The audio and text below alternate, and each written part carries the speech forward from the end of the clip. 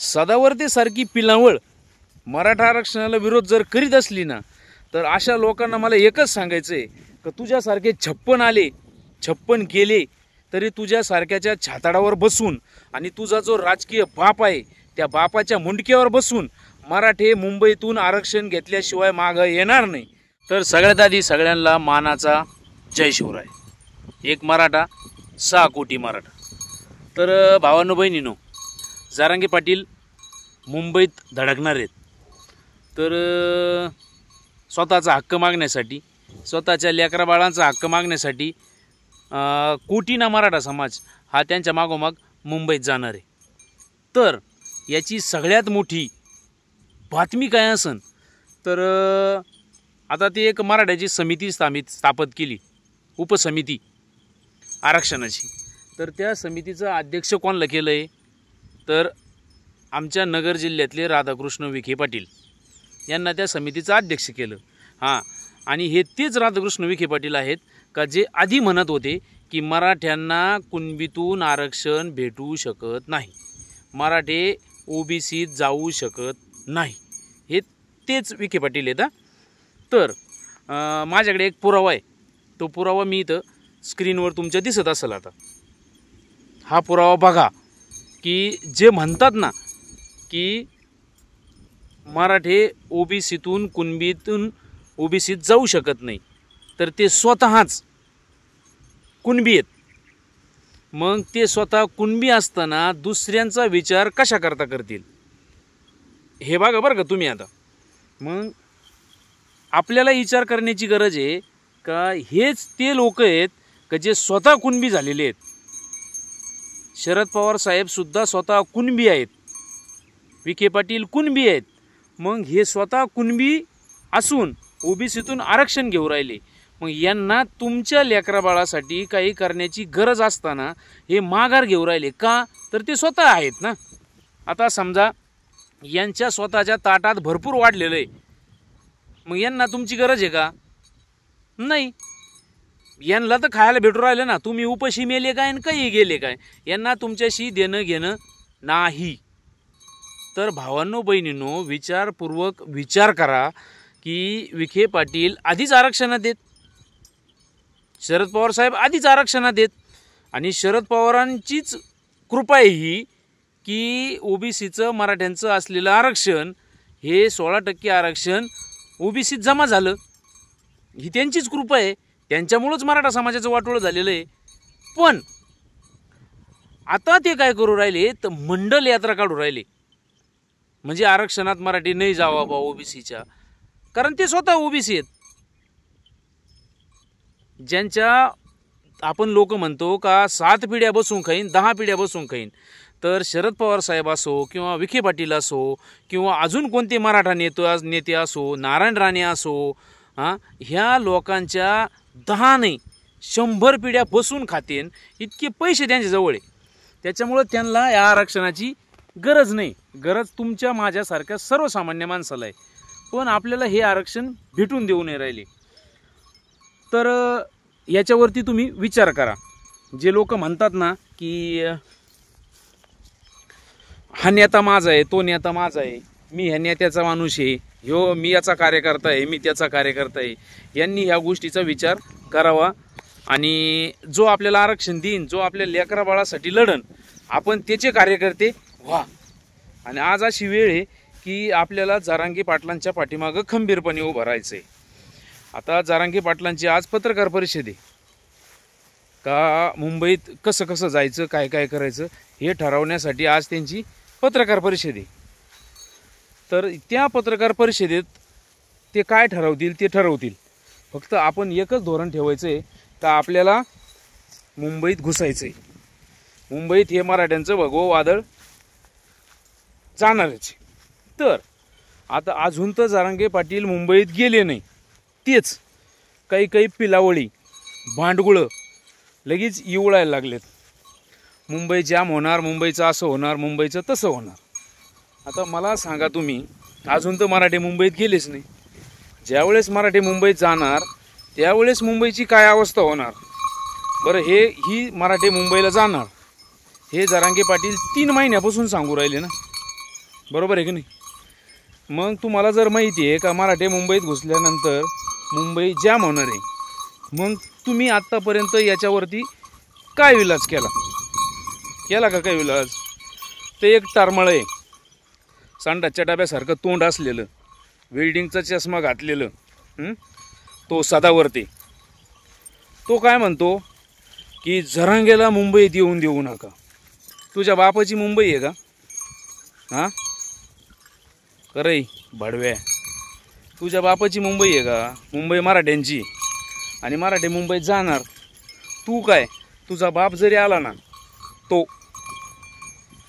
कोणता, तो फोगलेला, तुझा बाप जरी आला ना तरी मराठ्यांना मुंबईत जाण्यापासून अडवू शकत नाही. हे तू ठरवलेलं, हे आम्हाला माहिती. आणि मग मुंबई जाम होईनन, कोटीचा व्यवहार ठप्प होईनन. हां, तू तुकडे फेकल्यावर बडबड करणारा सदावर्ती तू, आणि तू आम्हाला सांगतो कोटीचे व्यवहार ठप्प होते. मराठ्यांच्या जीवावरती मुंबई चालती, हा महाराष्ट्र चालतो, आणि तू आम्हाला आखली शिकवतो का? प्रत्येक टायमाला खंडीच्या वर्णात मुतणारा तू. मागच्या वेळेस पण मराठ्यांना आरक्षण भेटलं, त्यावेळेस पण घाण केली तू, आणि आज तूच आम्हाला अक्कल शिकवतो का भाडव्या? तू कोण आहे? तू आहे कोण? आणि तू आम्हाला म्हणजे मराठ्यांना संविधानाच्या गोष्टी सांगतो का? संविधानात असं आहे, संविधानात तसं आहे. डॉक्टर बाबासाहेब आंबेडकरांनी संविधान हे फक्त तुझ्या एकट्यासाठी लिहिलं का रे? ऐ वेल्डिंगवाले, संविधानात बाबासाहेबांनी काय सांगितलं की लोकशाही मार्गाने कुणालाही कुठंही उपोषण करण्याचा, आंदोलन करण्याचा पूर्ण अधिकार आहे. मग तोच अधिकार आमचा पण आहे. आणि राहिली गोष्ट, जर लोक ज्याच्या त्याच्या जातीसाठी लढतात तर ते जातीवादी होत नाहीत.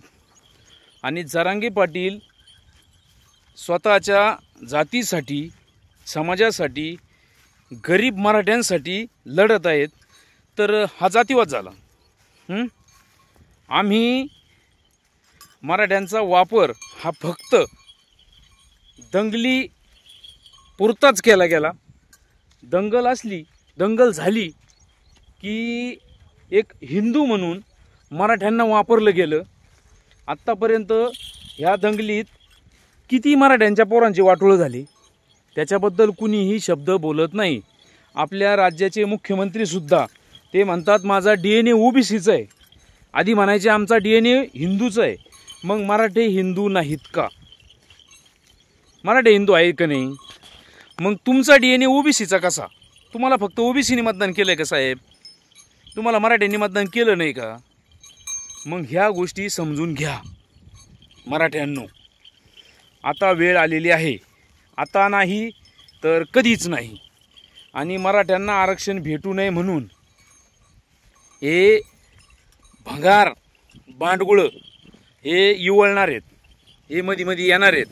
पण यांच्यापासून आपल्याला वाचायची तर गरजच नाही. आणि मराठ्यांना धमकी देणारा या जगात फायदा नाही झालेला अजून. मराठ्यांनी अटक कटकपर्यंत भगवा झेंडा लावलेला आहे. त्याच्यामुळं बाकीच्या भांडगुळांनी ऐपतीत अवकातीत राहावं. जरांगे पाटलांचं आंदोलन हे गोरगरीब मराठ्यांसाठी चालू आहे. ज्या पैशावाले मराठ्यांना, म्हणजे आता विखे पाटील घ्या, शरद पवार साहेब घ्या, नारायण राणे साहेब घ्या, यांना आरक्षणाची गरज नाही आहे, तर जरांगे पाटील असं म्हणतात की तुम्हाला आरक्षणाची गरज नाही आहे ना, तर तुम्ही घेऊ नका, पण आमच्या अन्नात माती कालवू नका. बरोबर आहे का नाही? तर ह्या गोष्टी पहा.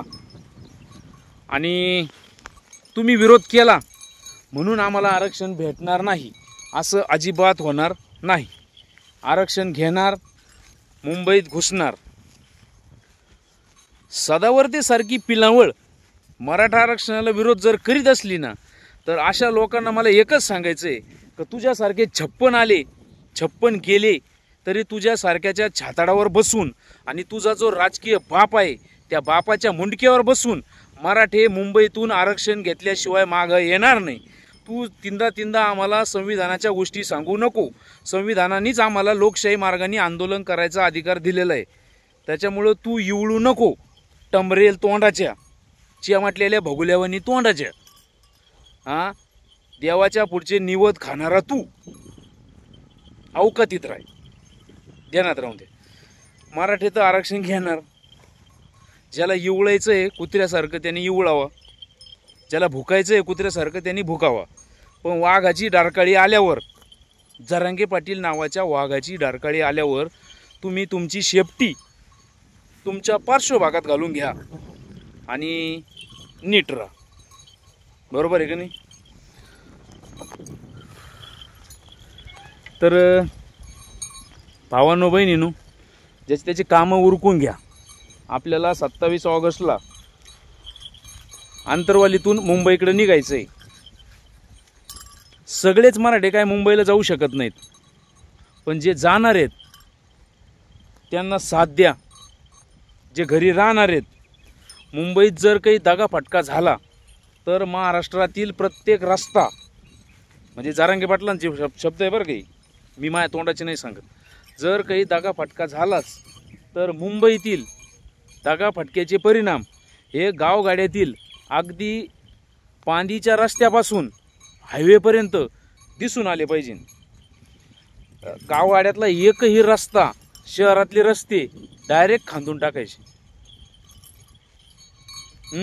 त्या रस्त्यासाठी निधी आम्ही देतोय. मराठे आम्ही लढतोय, आमच्या हक्कासाठी लढतोय.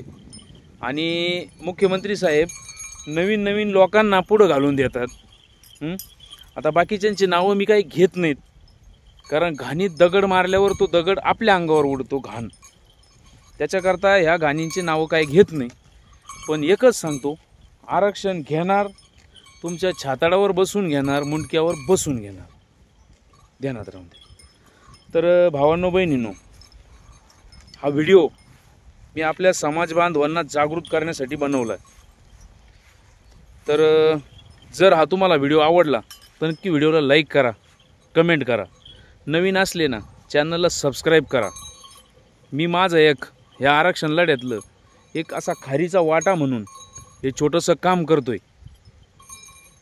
एक मराठा 6 कोटी मराठा मुंबईत घुसणार, आरक्षण घेऊनच परत येणार. बरोबर आहे ना? तर सगळ्यांना मानाचा जय शिवराय.